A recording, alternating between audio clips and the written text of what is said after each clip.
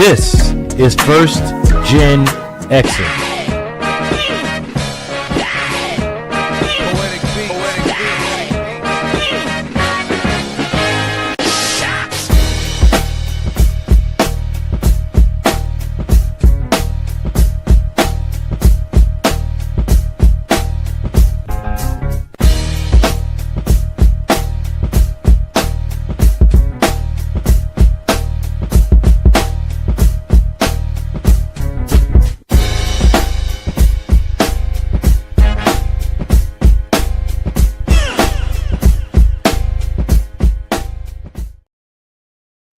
All right. What is up, y'all? What is up? This is Dark Lord 100 and Mr. Dirk Suave, and we are here to bring you First GenXers presents. Dirk's on something over there.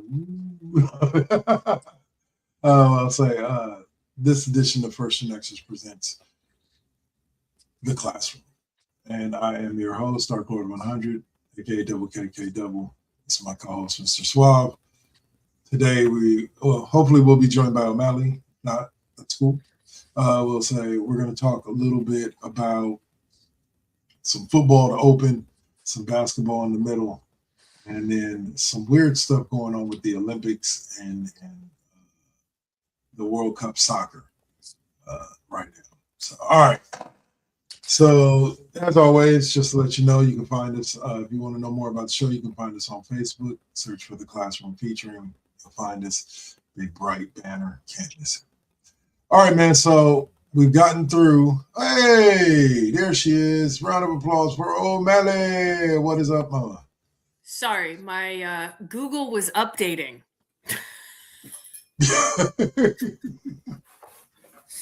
Worst times. They always pick the worst goddamn times. Always. All right. So we'll say we're going to open up with a little NFL football action this week. Last week, I kind of rode solo for the wild card round. That was all good. Got to actually talk about a 49ers win, surprising the Eagles. Let's start there with that one, and we'll go from there. Swab, give me your thoughts on the Niners upsetting the division champs or the current Super Bowl champs. I think Philadelphia seemed to come in a little unprepared. Offense was a bit stilted. You got to give the Niners credit for keeping it a close game to where they were able to take control and take advantage, and that's exactly how it turned out. You know, it's kind of a lightweight rivalry between these teams as of late, and I don't want to say they overlooked the Niners, but they did not look like a team that was ready to impose their will against a team that was hurt and had a lot of injuries. So this is a game that Philly should have won, but didn't because, honestly, they got out-coached. Hence why they fired a bunch of people after the game. Kevin Patullo. Not a bunch of people. They fired Kevin Patullo. Somebody had to pay, and it wasn't going to be Somebody got to do Sirianni, it. Look, son, he walked into the room, and everybody's looking at him. He's like, look, one of y'all got to go. Short straw loses. So, you know, and then I guess that guy got the short straw, and he was like, yeah, somebody's going to take the fall. It ain't going to be me. Yeah. There we go. I mean, I think it was definitely a surprise for a lot of people. All of the Eagles fans, even quite a few of the Niners fans were surprised by the win.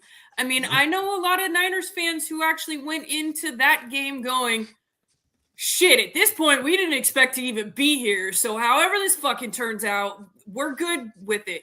I feel like this is the most humble I've seen Niners fans going into the postseason ever. There was no quest for six. There was no. I didn't even hear any bang bang Niner gang. Like, oh, stop it! I heard that. Yeah, I heard that a lot. Right. No, right. But, no, I can tell you. Yeah, you're right. It was because to be honest, again, they had no business being there. They had no business winning 12 games during the regular season, easy schedule or not, with all the injuries that they had. And it was just like, all right, if this is where our season ends, it's been a hell of a ride. Like I'll give it to Niners fans this go round. Like I even said it one of the last times I was here. Sorry about that, by the way. No problem. But the fact this year that you guys even got to where you were is mind-blowing. Yes, some of it did have to do with strength of schedule, helped you with that along the way. And I was hoping to see a game that I didn't fall asleep watching yesterday, but it really is the fact that you guys got where you did. There's nothing terrible to be said about that. Given this is one of those times that I will be like, yeah, I mean, you guys were missing a shit ton, and not just right now, but along the way. And I get that. I mean, it's like a video Swab sent me the other day of a dude doing reaction video of like the Niners team in the whatchamacallit. And then somebody said, raise your hand, starters about he's like, all my starters, raise your hand if you didn't miss a game this year. And like put a finger down. Put a finger down. If you didn't play the whole season, put a finger down. If you didn't get hurt at all the whole season. And then for them to lose Kittle, like I believe in the Philly game, and then it was just one of those years where it was just honestly, it's like Denver just losing Bo Nix. Well, it was nice that you got this far. We're gonna get to that. We got to get to that one. We're gonna get to that one. So I'll let that segue us, that Niners talk, into the divisional round, and we will talk about the Niners season coming to an end as they're routed by the Seattle Seahawks, who, I'll say it like this. I think the game would have been closer if the Niners were healthy, but I don't necessarily know if the result would have been any different. It's not that the Seahawks had their number. It's just the Seahawks are having one of those years. It reminds me of the Legion of Boom years, the couple of years where it just felt like Seahawk was that team. And so it's funny you say that because my aunt and uncle, my aunt is a huge Seattle fan. My uncle is a huge Niner fan, right? And which is funny because my aunt's brothers are all Niners fans. So because San Francisco is where that side of the family is from.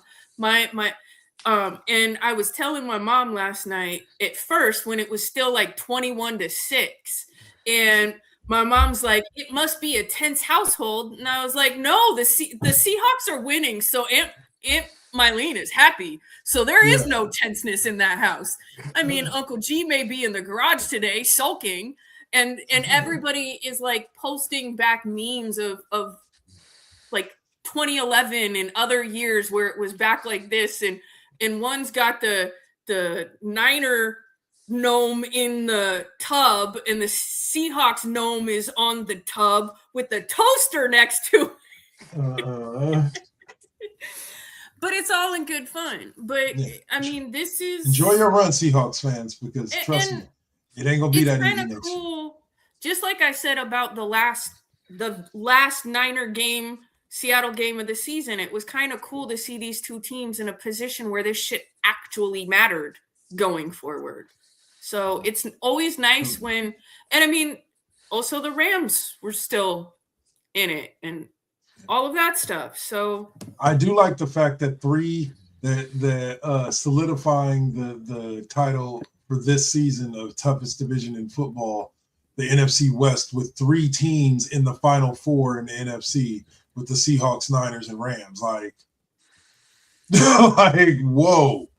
And the thing about it is that sans and a mass exodus from one of the teams in free agency, you don't really expect any of the 3 to be any worse next year. You know what I'm saying? Like I think Seattle is young. Like Seattle's not going to be a worse off team next year. The Niners are going to get back Nick Bosa, Fred Warner. Their young cats are going to have been groomed another year. They'll get rid of Brandon Ayuk. I see that as a net positive because considering the man contributed absolutely nothing to this run this season, I consider that a net positive to move on from it. Well, here's a question. Here's a question for you. And the same thing with the Rams, except for if Stafford retires.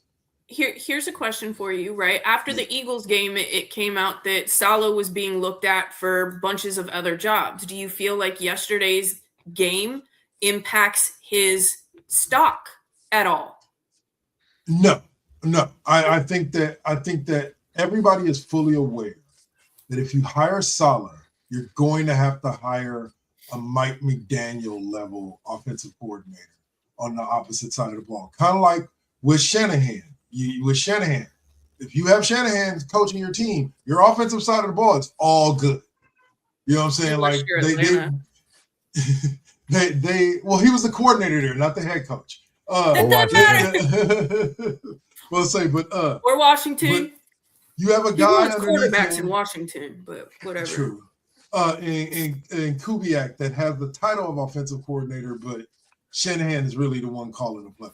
Yeah. But he needs a defensive coordinator of his ilk at his level in order to succeed. It really does. It showed with Steve Wilks. Like, no offense, Steve Wilks, he's a decent defensive coordinator, but he wasn't good enough to balance out what Shanahan needs, out of a defense. Saleh knows he came in, and I would have loved to seen what he would have done with this team with Warner and with Bosa throughout this season, considering he did a hell of a job without him. And considering, like, what I want to say, 3 out of the 11 starters on defense were rookies. Upton, Stout, Siegel got some starts. Mustafa's second year, so like they're all either first or second year players. So, like I said, that Niners team is going to get better, but this year was just the Seahawks year. And with the way they're dominating, if they do that again in the NFC Championship game, I can see the Seahawks winning the Super Bowl. O'Malley. Well, we've already exchanged kind of all of our thoughts over about this game, so we'll move on to the game that I know Swab wants to talk about. Oh, so bad, and that is the Denver Broncos defeating the Buffalo Bills in what was one of the craziest games you will ever see to advance to the NFC or AFC Championship game. Talk about it, Swab. I mean, let's be real. That's probably the most exciting game or an NFL playoff game that we've seen in probably a decade plus. Goes into overtime, which is a rarity. Both teams duke it out. Nobody's scoring. And then for, the Bills, you got to feel a little heartache for Allen because he put the ball on the money.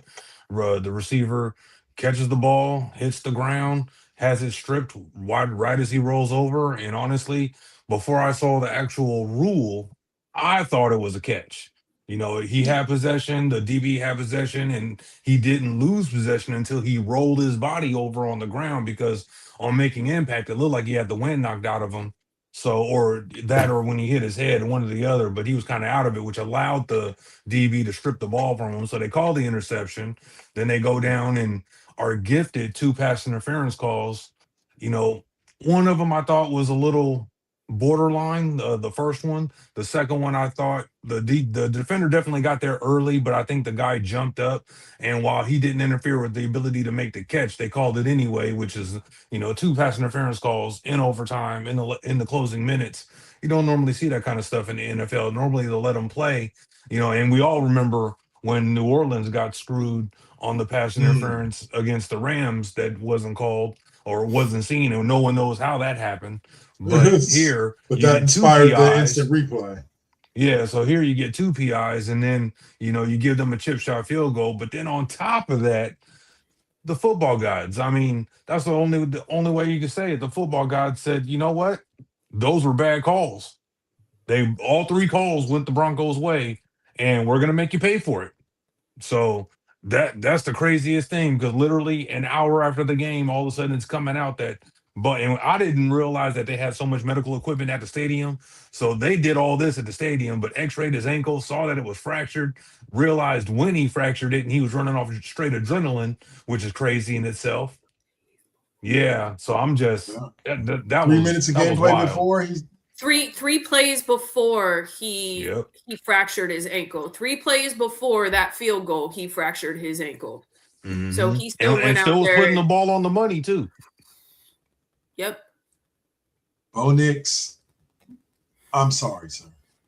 Bro, I'm completely that's rough. sorry. I mean, from total elation for Broncos fans to what are we gonna do? We gotta pray that Stedham is the next Hostetler or Frank Reich or resurrect somebody, But I with this happening to them, I see no avenue for them to be able to not only get to the Super Bowl, but if they're lucky enough to get there, I can't see them winning the Super Bowl with the backup quarterback. I just don't see it. I'll say it like this. In the immortal words of a friend of mine, Mr. Hemphill, upon telling him that the quarterback for an NFL team, his name was Bubby Brister, looked at me and said, "You will never win a Super Bowl. A man named Bubba is your quarterback." Yeah, I mean, this guy Stedham ain't Nick Foles, so I don't see him taking over and being able to run them all the way to a bowl. But I'll give Sean Payton his credit. He can probably scheme some things up. He knows the guy. He's been seen him since he's been a Bronco. So maybe he can produce a miracle. But I can see it for a game. I can't see it for two. Only thing I will counter with is nobody thought Nick Foles could do that until he did. True. But I'll also argue that Nick Foles actually had been a starter before he took over that role due to injury. No, he was an actual starter before that game for other franchises. So Nick Foles actually had experience as a starting quarterback. Well, Stidham started some games for New England. Stidham's had 4 starts in his career, which is the lowest amount of starts for a title game in the history of the NFL. So he's only had 4 starts. Foles actually had a nice sizable chunk of career before he, did that for Philadelphia. We don't know much about Let's go do Stedham. the research, and Foles will have started like 7 games. Yeah, it's something like that. But I think Foles actually had like a season or 2 of starts before he took over. I want to say Foles. No, Foles started for Jacksonville after he won the Super Bowl. Yeah, but he had started before he went to Philadelphia, and he was a starter in Philadelphia before they drafted the kid. When they were Carson Wentz. Yeah. Well, and just to revisit, because Suave, you brought up something that triggered me to think of the Niner-Eagles game. Fucking A.J. Brown. Seriously? A.J. Brown, you are literally the reason in the end why the Eagles lost that game. All of that bullshit you wanted to talk, all of that fucking drama and shit and pouting on the bench and all of that, you were given a shot and you fucked it up. I hope they offload you with a quickness in the offseason. You are toxic. You're a cancer. You're a parasite. And I hope those Philly fans make your life hell. Okay. All that talking he was doing in the season, all that pouting, and then in the biggest moment for that team, I'm not getting the ball. I'm not getting the ball. Well, here's your fucking opportunity, and fuck all the way off. Yep. Right on. Tell him. I would say that Eddie Kendricks is the one that kind of ruined that, but I agree with you. Like for all the talking you did, you would have thought. You would think that he would have had a better performance against Renardo Green and Diamador Lenore. He just can't drop those 2 passes, including the last one. Those were just in his hands, flat out drops. So how much more perfect did you want them to be? Yeah. And he was on my fantasy team all year, and it was an up and down year for me. So I know all about A.J. Brown because I was following him all season on my roster. Like, bro, when are you actually going to do something? Then he started crying, and then he started getting me some points, and I was like, okay, cool. And then you get to this game against the Niners, and you have this those are almost like career-defining drops. Those are the ones people are going to look back to when they're like, okay, well, let's bring this guy in. He's a supreme talent. But when the light shone the brightest, he's had a good run, which was their Super Bowl run, and then he had this run. So now, which A.J. Brown are you going to get or sign to a big money contract? So I don't know. But they're definitely trading him. And none of those drops were going to ever be looked at favorably, ever. We know that. However, had you not made all of the fucking noise and the stink about it, we'd probably be talking about it a little bit differently. Yeah, absolutely. Nailed on the head. All right. So we'll move forward now to the AFC divisional game, the other AFC divisional game that took place this morning, as the New England Patriots have shown that, as far as I'm concerned, the turnover game. Yeah, the turnover game helps them. Well, CJ Stroud was allergic to throwing the ball to his receivers. Like, he genuinely was. I looked up and I was like, oh, look, the Texans are driving. CJ Stroud intercepted. But I mean, the Patriots even had their own issues on their side of the ball. It made me sad for CJ Stroud. I love the kid. I appreciate him as a human. I feel bad for him. Also hate the fact that it was the Patriots that beat them, right? I mean, granted, I still feel okay because I hate the owner of the Texans in general. So there was like a really no win other than the fact that I like Stroud. Hate the freaking Patriots, but here we are. Them back in the championship game for the first time since the Brady years. D'Amico Ryans needs to spend all of offseason rewatching the first year of CJ Stroud to try and figure out why these last 2 years he was below average or less than what he was his rookie year. So I don't know if the film is out and people are defending him and he's not able to do the things he wants to do, but they got to figure out how to make this kid successful again. This was a game that was essentially up for grabs for a lot of the game, and CJ Stroud ain't do his team no favors. At least Josh Allen can say, hey, he can say this loss is on me or it was my fault, but we all know it wasn't. But this loss was on CJ Stroud, and he has not looked the same since his rookie year, which is kind of weird. You expect a sophomore slump and then the comeback. And while they are in the playoffs, I don't know, his level of play has not been what we saw the first. It's only been going down essentially, even though the team's been winning. So I'm curious to see what D'Amico Ryans does in the offseason because they got a lot of things that they got to answer for. Sure enough. But I hope to see improvement because I'm a CJ Stroud fan. I would love to see that man do some big things. And I'm rooting for Ryans too. You feel me? For real. But this matchup went to, let me see if Tell I me can he make don't sure look like Ocho Cinco is coaching on the sidelines on occasion. I'm surprised Ocho Cinco ain't a wide receiver coach. I'm just gonna be honest. Yeah. Well, maybe he's got to get his mind right still. He's probably out still being a fuck up somewhere. But if he's doing the podcast his mind thing right now. That'd actually be a great person to bring in, not only as a coach, but as a mentor. Yeah. But I hope I say this right from one of my favorite content creators. But the New England Patriots do have Drake May. Yep. Drake May. Yep. And I can't stand him. I can't. Here's the thing about it, and you may disagree with me on this, but the way that I can't stand him is a very unique way. You weren't supposed to be this goddamn good. Like regardless of what the Patriots have put around you, Drake May was not supposed to be that dude. But he's been. And they drafted him high enough to be. He's because there have been plenty of games. Right. I mean, they drafted him at 12 or 15. Like that's not exactly the number one pick. No, he was top 3, wasn't he? Was he? I'm pretty sure Drake May was the top 3 pick, if I'm not mistaken. I'm pretty sure he was a top 3, top 5 pick.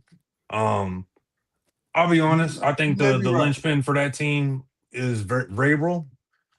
Didn't like him as a Patriot. Liked him as a coach of the Titans. Third overall. Yeah. Third. So it went Caleb Williams, Jaden Daniels, Drake May. Yeah. Still wasn't supposed to be this damn good. All 3 have hit within their first 2 years. And honestly, I think it comes down to coaching. Jaden Daniels, Caleb Williams, Jaden Daniels. It really comes down to coaching. Jaden Daniels and Drake May. You put the right coach with the right system, you get an infusion of talent around those guys, and I mean, outside of Daniels getting hurt this year. Last year, he got his team to the conference title game, if I'm not mistaken, before they bottomed out. But Caleb Williams this year, Drake May, I mean, those are future faces of the NFL. And Yeah. I'm sorry, Drake May, I can never root for you. I like Vrabel, but I can't do it for I can't do it. I can't root for the Patriots. My dad is happy. You might find yourself. Because Drake May's a likable guy. Yeah, real I mean, likable I'll be guy. honest, he probably is. And I hate his guts. It ain't his fault he was drafted to the Patriots. Oh no, I mean they did what they had to do. Found the quarterback, he wasn't really a known talent. I want to say North Yeah. Carolina, if I'm not mistaken. Either But North Carolina or Duke. I forget which one. yeah, North so Carolina. he really didn't tear it up in college. It was all kind of, the game film and the combine, and he, kind of, to me, kind of came out of nowhere. But Yeah. I mean, they hit. He's good. You can't take it away from him. I wish I could. All right. So in the other NFC Divisional Round game is currently going on. We've got 2 minutes left in the game. It looks like who has it? 4th and 7 at the LA 17. The Rams have the ball. They're on 17, 4th and 7. They're up 17-10 right now. Stafford has gone for 215 and no touchdowns. Caleb Williams thrown 2 interceptions. And it looks like Kyron Williams has been the biggest reason for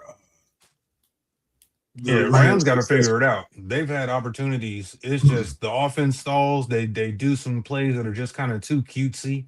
They're not executing like we know them to execute with Stafford and having his MVP year like he's having. Caleb Williams relying a little too much on his arm talent, throwing those 2 interceptions, one of which he definitely shouldn't have thrown, and decided his arm could get the ball there, or he didn't see the ram underneath the guy he was throwing to. But, the Rams should be good enough to hold this off. And like I was telling you off air, if I'm Sean McVay and we somehow pull this game off, I'm calling Aaron Donald and like, look, I'll give you $20 million or whatever, and you just come play one game in the Super Bowl to help us win it. Yep. Get it back there and bring one home one more time. Yeah, I mean, if I was him, I'd always leave one spot open on the playoff roster just in case Aaron Donald wants to play one game, which would be an incredible story. That would be. Especially if he comes back and gets like 3 sacks. That should be hilarious. Yeah. But, I mean, with only having a 1-score lead, Bears are still in it. The Rams are pushing to add to it. But until they figure out this offense, I mean, maybe it's the cold. It's always harder in the snow. It's always tougher to do things in the snow. And it's actually having little flurries on the field. But I was pulling for the Rams to win this game, even with Caleb and Ben Johnson. But they've still got a shot. They're not out of it. Oh, yeah, they're driving right now. 1st and 10 on the LA 32. Chicago got the ball back. I guess they stopped them on 4th because they didn't kick a field goal or they missed the field goal. I didn't see the details. All right. So we got a couple more things we got to talk about here that have come up over the past week or two that you guys really didn't get to chime in on. And the first being John Harbaugh being fired by the Ravens and hired by the Giants in a crazy 72-hour period of time. Has anyone seen the memes? Yes. Has anyone seen the John Harbaugh meeting Cam Scatterbo memes? And the video with the grill? What is he talking about? He said, I really wanted to headbutt him. I never understood that. It is hilarious. I mean, yeah. I can be looking at what the Giants or what the Ravens had. I can see why the Giants were or the Giants were not lucrative, but attractive to him. Jackson Dart is not Lamar Jackson. but he's a Lamar Jackson type quarterback. He just has to be kind of refined. He can run. Jackson Dart has a little bit of speed on him. He can move around, and he can chuck Not the like ball. Lamar Jackson, though. I mean, you can say he's a slightly more mobile pocket passer. I'll give you that. But damn, Lamar Jackson. I said he's Lamar Jackson adjacent. Okay, I didn't say he was Lamar Jackson. I said he's kind of like the same play style as Lamar Jackson. Like adjacent. Yeah. Step adjacent. Look, I get it. Jackson half cousin adjacent. Is black. I mean, look, Jackson Dart is invited to the cookout. All right, now I'm messing with you. The Giants. I don't know. Does he put raisins in the? Right, no raisins in the casserole for real. But he doesn't look like the type. I'm gonna be honest, but he might eat it. You feel me? Yeah. But yeah, it was attractive. The Giants put all their chips in. You know, they gave Harbaugh every ounce of power that he wanted in his next stop or coaching stop. This could be the last coaching stop. We don't know. He does have, I mean, the team does have some question marks. He needs a defensive coordinator to come in and shape that defense that let him down in Baltimore. Was really the reason why they didn't make the playoffs and he didn't keep his job. So he needs a real strong defensive coordinator, and they do have holes on both sides of the team. While he does have the preeminent starting quarterback in Dart, Scatterbo is now a question mark, having broken his ankle very badly, and we're not sure how he's going to make it back from that. Neighbors, their number one option, he tore his ACL, so we're not sure how he's going to look coming back. And how the rest of his career is going to look with those kind of injuries to the knees. It's almost never good, even with all the medical technology they've got nowadays. So it's going to still be a rebuilding opportunity for the Giants. I'm not expecting a Vrabel, Drake May type ascendance next year from the New York Giants, but I do think we'll see improvement. I will disagree with you on one thing. I don't think they need to bring in a defensive coordinator. I think they need to bring in a elite level offensive coordinator. Harbaugh is a defensive coordinator. He is a defensive guy. He needs somebody that can run that offense. Like, even though Baltimore's defense let them down this year, which I think would effectively cost him his job, is that it was primarily on the defense for why they didn't make it to the playoffs, why they didn't beat Pittsburgh. I think that's why he lost his job. But, the Bears have scored. It is 17-17 with 17 seconds left. Looks like we're going to overtime. Anyway, but if they pull this out, the Rams going to have some soul searching to do for real, just like the Bills. I think that Harbaugh needs to get himself a defensive game plan coordinator. He needs to get himself a really good offensive coordinator. Like I said, if it's a Mike McDaniel or somebody like that to come over and run that offense. I think that, and me and you had this conversation when they said he was going to the Giants. The Giants, I believe, have the number 2 pick in this year's draft. So like I said, I know they're normally not taking that high, but I would take a strong look at this year's offensive line class, especially like left tackle or right tackle, and protect Jackson Dart. Even though he's mobile, get him a Trent Williams like offensive lineman. Like it. You're not going to find Trent Williams. He's once in a generation. Season, so yeah, you don't want him you don't want him becoming Tua. Like, I'll be honest, they're kind of screwed in a sense. They're going to have to overshoot for an offensive lineman. You might have been able to get the guy the best offensive lineman in the 4, 5, or 6 spot, and they'll have to take him at 2 because that quarterback went back to Oregon. So now there's really not going to be any real trade partners to want to trade up to leapfrog the Jets at 2. So it's going to be very interesting to see, because I mean, what he would have wanted to do, trade out of the 2, get to the 4 or 5, and then add more picks on the 2nd and 3rd round to really flush the team up and get that push. But without that second quarterback on the board, no one's trading up to the 2nd overall pick anymore, as far as I can tell. I mean, unless the Raiders do what they're known for and do something completely out of pocket and hella dumb, like take someone other than Mendoza, poor kid. I'll be honest. On the Raiders front, they're going to screw up. Happened. They're about to screw up Mendoza like they did Derek Carr. So I don't have high hopes, even if they take Mendoza, until we hear who their actual head coach is going to be. They give me McDaniels, I think he'll be successful. Okay, fair enough. Except for is McDaniels looking for? Yeah, Miami fired him. No, I know, but my understanding is that his interviews have all been drops down, not more head coaching positions. Really? I don't know. I figured but if they don't there's get an seven, offensive there's 7 mind, head coaching positions. They said there's 7 head coaching positions out there.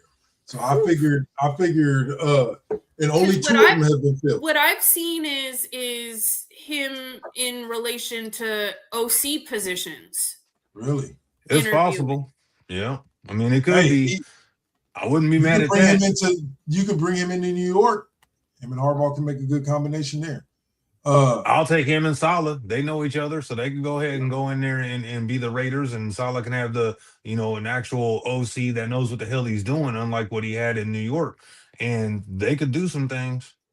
So, all right. So the other head coaching position, well, there's 2 more that we were going to talk about real quick, but the other one that I wanted to touch on was Kevin Stefanski, just like Jim Harbaugh, fired from the Browns and finds himself hired by the Falcons within a week. Like, I didn't expect because he was at the Browns. Well, he didn't do his part too. I mean, they had a hell of a roster and they couldn't figure out the offense either. So he's in the same predicament. He has an offense with weapons.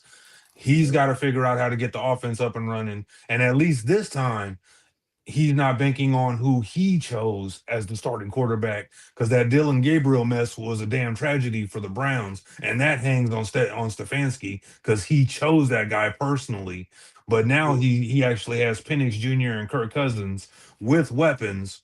They're probably going to lose Kyle Pitts, but the defense has a lot of youth to it. It's a good hire. Yeah, I like it. It's a good start. We'll see what they do from there, because I think Stefanski is another head coach that very, very much it depends upon what you put around him, how successful he's going to be. Yeah. Well, one has to wonder too, like in Cleveland, because they are historically bad. I'm sorry. Regardless of who's coaching, regardless of who they draft, regardless of who is on the team. So you got to also wonder what else is going on there with the ownership and the leadership and the front office and all of that all the way down. I will say, if we really go back, the Browns should have 2 Super Bowls had the team not been stolen from them and taken to Baltimore. Those Ray Lewis, Ed Reed years and Flacco, those were Browns teams that should have been and never worked. So they could have had a run. But that actually kind of proves my point, though, because different ownership, different leadership, different everything. Yeah. So, and they have been building from an expansion level. I mean, I know when we're talking about, and this isn't just coming from a place of hate, okay? I know people are going to say it's coming from a place of hate, but one of the people that I admire most in sports, Amy Trask, has been very clear on what is the problem in Oakland, and it's not the coaching and it's not the players on the field. Yeah. Okay? And until they get all of that shit figured out, no coach and no player is going to make a difference. Fair enough. Well, I can't say and that came from the Princess of Darkness, not my hate-filled heart, okay? Like, I'm curious to see who they take as a head coach. Saleh and McDaniels would definitely make a good combination, but here's what I'm hoping. And I know it's slim pickings because there's so many head coaching positions out there, but they signed Saleh to a 3-year deal. These massive injuries to literally the number 1, 2, and 3 defensive players on the squad happened within 3 weeks or within 5 weeks of him restarting this. I would love to see him run it back for 1 more year. That's just greed talking. No, it's just a matter of like, see how good that defense could have been had they been healthy all season. And he's got to want to go to the places that offer him opportunities. And that's not a guarantee that the teams that are left he'll actually want to go to. I do think Saleh needs to go to a place with an established quarterback and offensive system. It would help him tremendously. And going where he has to start from scratch, i.e., the Raiders, the Titans, the rest of them are not, we've seen coordinators before be offered head coaching spots after and accepting the interviews just to be involved in the process, just to stay where they were for another year, hoping a better opportunity presents itself. Yeah. And yeah. So it's possible he could stay with the Niners. I'll say I doubt he's going to want to go to Miami after he didn't already dealt with the AFC East. Yeah, they're going to be interesting because the whole Tua situation and honestly, the concussions are what cost him McDaniels his job, because the first 2 seasons with Tua, they looked phenomenal on offense. It was just, can you get the defense, going? But they looked like they were going to be world beaters. But concussions and injuries, it can screw over anybody. And Tyreek Hill being Antonio Brown 2.0. Remember, it didn't start like that. Yeah, he went downhill too, but that happens when the losses start piling up. Tyreek Hill went downhill. So I will say this year's NFL playoffs have been extremely interesting with no Kansas City Chiefs. A staple in the playoffs for the past 6 years or so. And if the Bears can pull this off, it'll be almost totally new blood in the championship games. This is good football. Good football. Good, what do they call it? Not equality, but equalizer. You know what it's a good equalizer. Yeah. So palate cleanser. Palate cleanser, exactly. Get people interested in the league again. Yeah. Because it's not just always the same teams. Because I know a lot of people who were turned off by the league because it was always the Patriots. It was the Patriots almost every year in the Super Bowl, and they were just turned off by that. I don't blame them. It wasn't just the Patriots. It was Tom Brady in the Super Bowl every year, and he can just fuck all the way off. I hate watching football on Fox right now. His voice is like nails down the chalkboard. And it makes me laugh because every time they show him and his counterpart, the counterpart, it says commentator for Fox Sports, and then it shows Brady 7-time Super Bowl champion. And I'm like, this motherfucker. You can't leave that out now, can you? It's like peon. It's like, bro, for real. Some people say the GOAT. Yeah. Not me. I still think that'd be Joe Montana, but whatever. Holla. Here's the thing about it. I have had my moment. I have had my moment when they made that 28, when they made that comeback from 28-3. I had to kind of give my nod to Tom Brady. I had to give the credit where it was due. If there's anybody out there outside of maybe like Joe Theismann that could rival Joe Montana's. The Falcons choked that shit, and then they got blessed because that catch by the little short wide receiver, that shit hit the ground, and they called it a catch. It should have been an incomplete pass, but Tom Brady didn't win that game. The Falcons lost that game. Yeah. And he won, 3 of his 7 or 4 of his 7 with last-second field goals? Yeah, he got his team in position, but Vinny Thierry is the GOAT for kickers because he's the one that won those damn Super Bowls. But Brady gets all the credit because that's how it is for quarterbacks. They get all the credit and all the hate when they lose. So I give him his flowers. The Tuck Rule, Deflategate, Spygate. How many of his rings have an asterisk by them because of some stupid shenanigan? Hallelujah. I don't find myself putting asterisks next to those. I've always thought Deflategate was no big deal, and I've always argued that what's the difference between watching tape and watching the practice? Like, what's the difference between watching the tape of their game? You're literally watching what they plan to do against your team. That's the difference. When you watch other game film, that's what they're using and may use during the game. But when you watch a walkthrough leading up to the Super Bowl, that's literally what they plan to do against your team. Fair enough. Which is why you're not supposed to be able to videotape them. Actually, there was a gray area there. You're allowed to, but okay. So, but even if big if, capital I, capital F, huge letters. Even if I did give you fuck Deflategate, Fuck Spygate. The fucking tuck rule. Started You it know all. what? You know, And not to mention, even outside of the tuck rule, given that was a thing, it was still a fucking fumble. Yeah. okay. I rewatch that Here's- shit all the time because people bring it up as like one of the biggest moments for a lot of reasons. And Brady goes back, he goes to throw it, cocks the arm, brings it back into reset, gets hit on the reset. That's a damn fumble. He wasn't trying to throw it again. He was recocking to throw it to somebody else because the guy he was gonna throw it to was covered, and Woodson comes in on the corner blitz and sacks him. That was a fumble. But Raider hate by the rest. I no longer argue the point of whether or not. What I do argue the point is that if I remember correctly, the sequence of the game, that drive only led to a Patriots field goal to tie the game. The defense was given another opportunity to stop the Patriots in overtime and failed to do so. If overtime never happens, I agree completely that fumble is the end all be all and so on and so forth. But that They drained the defense clock and won the game. They didn't win the game though. They tied it and sent it into overtime. Yeah, but if they get the tuck rule and it's a fumble, the your game is argument over. is null and void. The hole we put ourselves in actually started well before this game ever occurred. We clinched way too quick and fucked off the last of the season.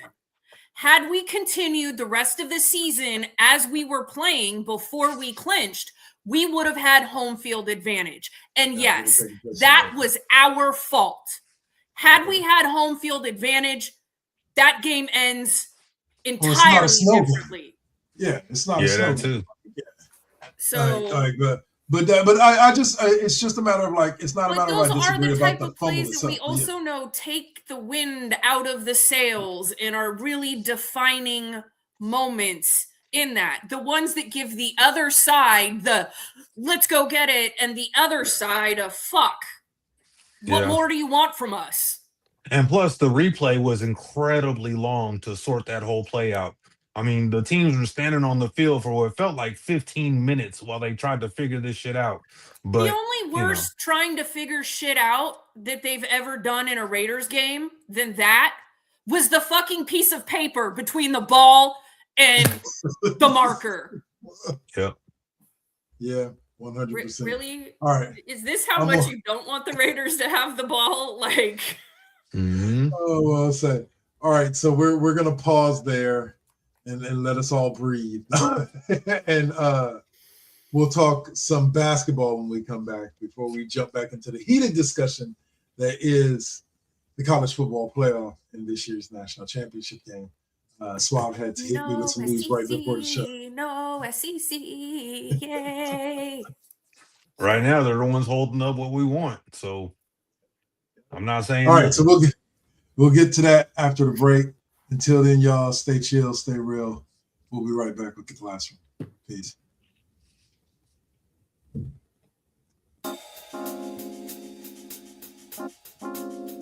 We back at it. Yep, we still doing it. Poetic beat. First GenXers. Gia. Let's get it, y'all. Come on. We back in the building. It's been a long time cooking in the soup kitchen. And I'm chilling with the same. Dropping these beats won't stop, nope, I can't. Let me get up in the lab, turn it up. Game on with the first GenXers. What's up? Let's flip on the Switch or the Xbox and get up in my zone, I'm clowning. Let me clear my throat for a minute. Shout out to my folks while I'm in it. It ain't nothing but love, it's babe business. I really don't know what's so who ain't feeling this. And this is only the beginning. Now versus then, this is something for the chillin'. Poetic got the joints like McDonald's. I'm loving it. It's the first gen. We're now rocking with Poetic Beats. This is the first GenXers production. Get your PlayStations out. Get your Xbox out, get your Switch out. Let's get it in, y'all. Holla back.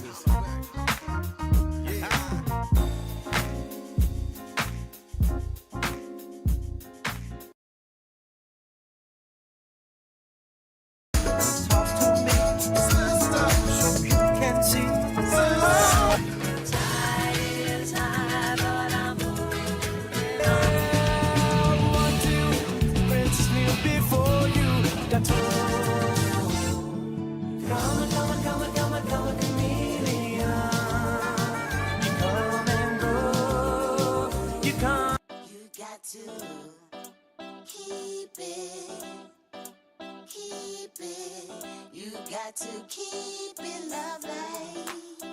You got to keep it. You got to keep it lovely. Success comes right after the struggle. I ain't even giving up on whatever I wanted. The tragedies I've seen, I can't even stomach. Most of y'all weak as shit and would've started running.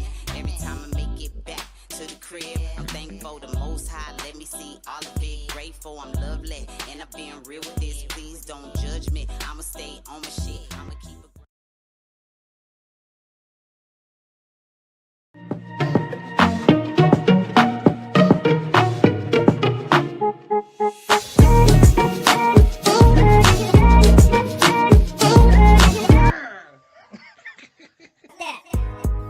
You getting on my nerves. You getting on my nerves. Gang, gang, bitch. You getting on my nerves. Gang, gang, bitch. You getting on my nerves. Get your titty, get your titty, get your titty on. Gang, gang, bitch.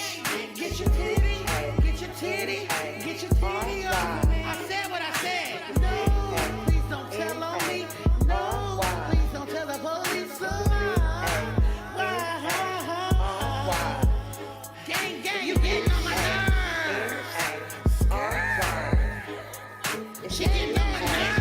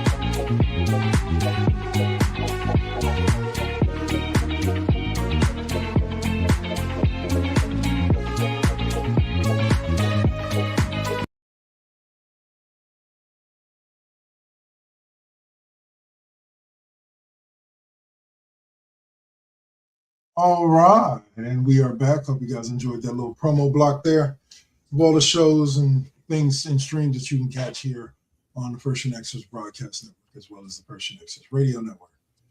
Again, to reintroduce you, I am Dark Lord 100, aka Double KK Double, and I am your host along here with my two co-hosts, the one and only Mr. Suave and Miss O'Malley. Yay! So now we're going to move on from the NFL playoffs for this week. Talking championship games next week, and we'll get into some NBA Week 13 stories. And I know NBA doesn't do weeks like the NFL does, but that's what we do it here. That's how we break it down week by week. All right. So this week saw some pretty interesting things happen throughout the week, but we're going to open up with Warriors talk because I know this one is the one that we're probably going to have the most to say about. Jonathan Kuminga has requested a trade from the Warriors again. Bro, him and AJ Brown can go sit somewhere. Hold on 1 second. Go ahead and give your thoughts on that, Swap. I knew it was coming. I mean, this was a foregone conclusion, especially once he started getting the DMPs. Jonathan Kuminga does not do the things that Steve Kerr wants him to do, and there's just no getting around it. He wants to be who he wants to be, not what the team needs him to be. And it's unfortunate because the kid is talented, and I would have loved to have seen the Warriors with Kaminga as the guy, but we're not going to get a chance to see that. So before the deadline, the Warriors will have to bite the bullet and choose one of the umpteen trade rumors we've seen floating around and just deal him. I mean, at some point, you got to just pull the trigger. He's a waste of space. I saw a couple of trades that weren't too bad, giving up Buddy Hield and Moses Moody, which I would love to keep Moody. And I actually have a soft spot for Buddy Hield. He can be a microwave off the bench, but they've got to figure out the rotation. They got to wean it down to 8 or 9 guys that Kerr can actually build rotations with without having Kaminga sitting there soaking on the bench and sucking down chemistry. I mean, other players have been saying things off, what's the way? Without being Off the named, record. Yeah, about, off the record. Kaminga said he was hurt and wasn't hurt, and the team's holding him out and he's not hurt. And yeah, so it's just like it's time for him to go. So Dunleavy has to pull the trigger, get it done. Let's figure out what the rotations are going to be. Who's staying? They're going to be permanent, and let's move on. I mean, the team is in playoff position. It's time to solidify what the roster needs, so that way they can make a strong push to try to squeak up to the 6 or 5 seed in the playoff picture. O'Malley, your thoughts? Well, to piggyback off of what Swab was saying, it's not only is he not doing what Kerr needs him to do, he doesn't think he needs to do what Kerr needs and wants him to do. He feels that he's at a different. Can you not hear me? Swab, I can hear her. You Can you can't not hear anybody? Swab. Uh-oh. Okay, we can. I I can messed hear. myself up. Can y'all hear me? Because I can't hear y'all. I We can can hear. hear We you. can hear We you. can hear Damn, you. then it's me. That's what I get for trying to look in on the game. My fault, everybody. It was too exciting. I couldn't help it. The Rams was about to end this shit. No, So no, you it's know, let me- okay. I'll be back in a second. Okay, good. Understandable. Yes. But it's not just that he isn't doing what Kerr needs and wants him to do. It's the fact he doesn't think he needs to. He thinks he should be Steph right now.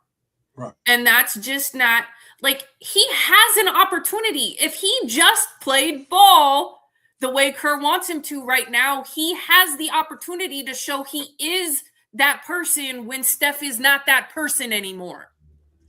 You build this by building those relationships, building the trust, playing in the manner that they need you to play. But the thing is, he just doesn't believe that he needs to do that. And that's where these differences are. So you either allow yourself to be coachable by anybody or you force your way off the team. Because the bottom line is if coach needs you to do something, you should be making it, regardless of what your vision or image of yourself on the team is.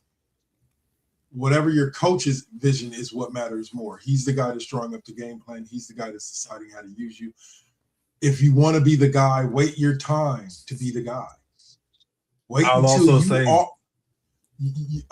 wait until you actually are the best player on the team. Because as of right now, sorry, Mr. Kuminga, you're not the best person you're not the best player on the team. You're not even top 3 on the team. So at the end of the day, like wait your turn. If you stick it out and you just contribute where you can right now, stop looking to here's the thing about it. The Warriors are going to pay you fairly if you stick around and you just grow within the system. They're going to pay you fairly. So just sit back, relax, do your thing, grow, and then in a couple of years, Steph retires, Draymond retires. Odds are good that Steve Kerr's going to retire when they retire. And you can come in and be the guy. Then the team can be yours. You know what I'm saying? They can build around you. But if trade them at this point. If you don't understand that big picture, then trade them at this point. Like because the bottom line is and I'm all for the trade. Me and Swab had this conversation the other day offline. I'm all for the trade, but I don't want to see people like Buddy Hield, DeAnthony Melton. I don't want to see them mentioned. Just Kuminga for a second round pick. I don't care. But do not give up any of these other players who are out here busting their ass and they're not sulking on the bench. Sorry. They're not sulking on the bench from having to be bench players. Buddy Hield was happy to come off the bench. Could have came into the Warriors and been a starter, was happy to be a six man. You know what I'm saying? I actually think the team doesn't flow right when he's forced into the starting lineup. He's a starter quality player, but I don't think this particular team plays right when he's forced into the starting lineup. He's better coming off the bench. He recognized that. We had the same thing happen with Andre Iguodala when he got here. Steve Kerr had that dinner with him where he made him realize you would be far more useful to the squad spot starting and coming off the bench than you would be as a starter here. And Iguodala bought in and won himself a Finals MVP. I will say this whole Kuminga and James Wiseman thing are the first chinks in the armor of Joe Lacob. He had been Teflon up until these two selections because it turns out that Steve Kerr did not want either of those players. And I was the biggest Wiseman supporter, and I thought it was a shoo-in that they should take him. But it turns out that Steve Kerr wanted other players with those picks, and Joe Lacob overruled him and took the players that he wanted for his vision. So it's one of the first times where Lacob isn't listening to the basketball people that are at the head of his operation. He's trying to act like he understands basketball well enough that he's going to make the call because he owns the team or is the operating officer for the team. And I think we've seen now he's made two bad decisions. Because I definitely think Halliburton in the Wiseman draft would have been a much better pick. I don't know who we could have gotten instead of. Well, I think what did it say? Wagner was who Kerr wanted. Yeah, Franz Wagner. Yep, a guy that would have came in and been happy in any role and would have been moldable to what the Warriors want to do versus getting somebody who wants to be the guy before it's his time to be the guy. You can be a guy on a scrub team, but this team's trying to get Steph one more title. Yeah. I'll say, all right, so one last update on the NFL. The Rams have officially eliminated the Bears on a field goal in overtime, 2017. 3 interceptions by Caleb Williams. Damn. And the interception is what ended it. Rams and Seahawks pretty much solidify exactly what I said to start the show about the NFC West for this one season being literally the toughest division in football. So we're either going to see the Seahawks or the Rams. We're going to see them play for a third time this year. And we're going to see either one of those two go to the against the Patriots. Again, you think it's going to be the Patriots? Well, no Bo Nix. Yeah, I don't think Denver really stands a chance. Hey, they defense. I'll give it up. Payton maybe miracles them to one win, but I don't see them getting two. Yeah, you know who was on that Denver team, right? On their defense, Dre Greenlaw. Yep. And Mufunga, if I'm not mistaken, didn't he go to Denver too? Yes, Mufunga went to Denver too. What a difference two players can make. Huh? But unfortunately, a coaching staff, starting quarterback, all that stuff. All right, so let's see. We also have, I don't want to keep us too long, so we're going to go on ahead and skip a lot of these other NBA stories. We'll jump right to the national championship game and get your thoughts, Swab, starting with you, and then O'Malley coming behind us about this matchup between Indiana and Miami. Clash of teams of destiny, it feels like. So until proven otherwise, it seems like Indiana is going to roll the Hurricanes. They have rolled every team I didn't think they could beat. And yeah, they did. They did barely squeak by the first time on Ohio State, but they have been rolling teams like I didn't think they could. I thought the Ohio State game was their title game. They proved me wrong. So now I am fully gone, back in Mendoza, the ex-Cal guy, got to a team that was ready for greatness. And I don't think I don't think this is the beginning of an Alabama Nick Saban-ish run for this program, but maybe it is. Yeah. O'Malley, your thoughts? Go Indiana. I mean, I want to see it. I like the fact that their coach could have pulled a fucking Lane Kiffin and left a while back and chose to stay somewhere and build a team that wasn't necessarily getting the NIL and transfer portal shit like other teams. I love that factor. I love the factor that it's a team that we haven't seen do. Like, this isn't shit. I haven't seen them do shit in my lifetime. We ain't seen them do shit. No, yeah. So I like this. I mean, now that my team is in the Big Ten, I kind of cheer for that, because that also means like that's what we aspire to, but that's who we're gonna have to beat anyways to get to the next step. So if you want to be the best, you've got to beat the best, right? So I like that factor. I mean, especially now since the Pac-2 isn't actually a thing. And I know I have a friend who went to Miami for law school. He's a huge Miami fan. And so I'm sorry, Pat. I don't mean, nothing against your team or anything, but they had their heyday back in the day. Let's give Indiana some credit. Let's give Mendoza a chance to win one last time, because he's not going to remember what it felt like to win ever again. Yep. Wow. Have this moment of glory, because I don't see him turning around the franchise. Wait until I see the head coach, though. But still, I got a feeling Mark Davis until it's the owner. The head coach. It don't matter who the fucking head coach is. Yeah. But let's see. Yeah, no, I'm with you guys. Indiana looks like the favorite. I think it's great to watch Indiana get here and potentially win this. I think Indiana winning it all would kind of epitomize the parity was the word I was looking for earlier. The parity that they seek in the college football playoffs, of giving an opportunity to teams who may not have had opportunities in previous years to go on a run like Indiana. Now, don't get me wrong. Indiana's run isn't exactly like, a 12 seed, going all the way to the national title game and winning it. But because they came in as the 1 seed, but the improbability of Indiana getting that 1 seed, the improbability of Indiana winning the Big Ten, the improbability of Indiana not suffering a loss at all this season. The probability of them meeting Oregon in that game after being the only team to beat Oregon that season. Yes, was even crazy. And so I give it to Indiana in the sense that, like, this is their year. It's kind of like how I feel about the Seahawks right now after watching them dismantle my team. Like, this is just their year, and there's nothing that anybody's going to be able to do to stop them. I do like that if they go on to win tomorrow and they win their first national title, they're doing it against a heritage team. A team that's established, that's been to plenty of national championship games before the playoffs ever existed.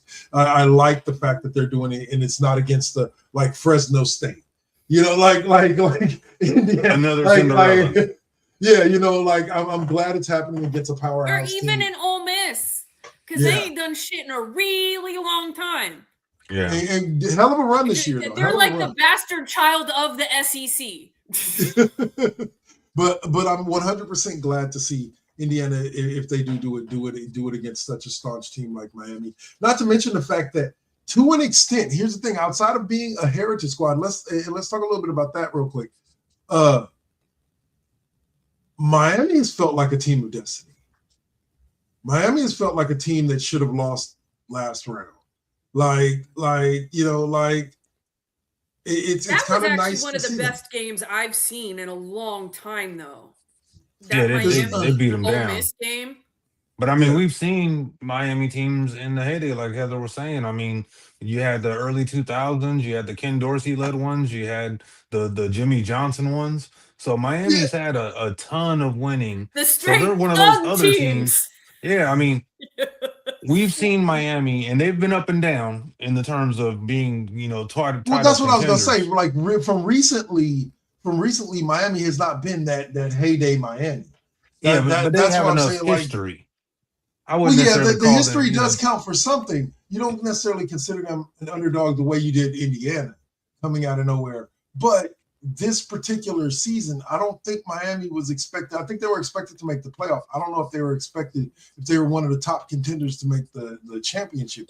nobody saw them doing what they were doing. I'll give you that, because they Yeah. browbeat the teams they were well prepared with their talent to mollywop teams. I didn't see them mollywopping, so I'll give you that.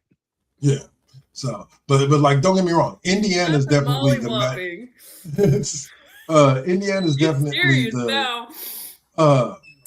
the golden child, the Willy Wonka, or not Willy Wonka, the Charlie from Willy Wonka with the golden ticket. It's just their destiny to go 16-0 and win their first ever national championship. Now watch them don't do it. I gotta knock on wood for Exactly. y'all, Indiana, because we sitting here giving y'all the juju. I don't want to screw this up. Right. Don't pull a Giants. Don't pull a New England. Don't pull a let's go undefeated in the whole season and fucking lose where it counts, because it doesn't count if you don't win this game. Yes. Exactly. 15-1 is not 16-0. All right, so we'll close out there, and I promised Swab I would do this, so I'll let him start and give us your sign out, sir. So I'm gonna keep this short and sweet.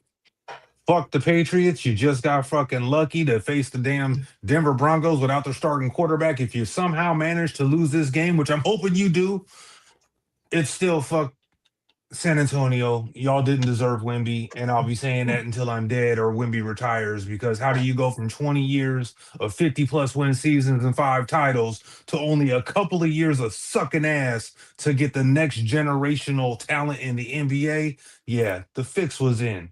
Enjoy it. O'Malley, any closing thoughts? That's cold. They lost Pop, and you're still on them for fucking Wemby? Wow.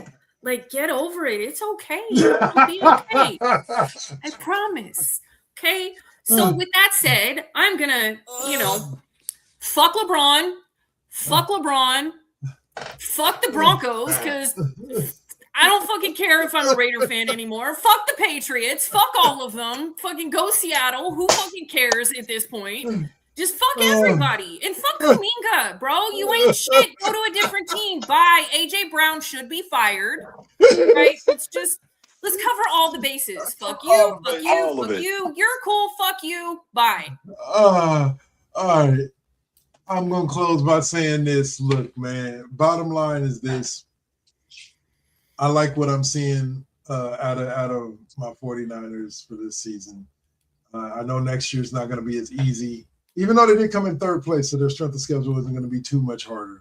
But I think that we all take a reprieve from the bang bang, and we'll keep ourselves humble, and hopefully the boys can go get something done next year. So y'all stay up, stay real, and I hope you enjoy. Stay humble. And fuck Tom Brady. I forgot about his ass. Yes! How did we forget about that? Fuck Tom Brady! And fuck Fox Sports for fucking making me listen to that jackass all the time. All the way off. This right here is why your ass needs to be watching The Classroom every Sunday at 6. We will see you guys next week. You can catch me next on Tuesday playing that College Football 26 with Mr. Suave right there. And allowing him to scout me even though I shouldn't. And we will see you guys. I'll be in here too, like, what's he doing?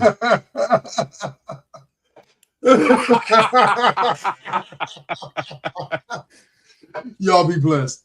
We out. Peace.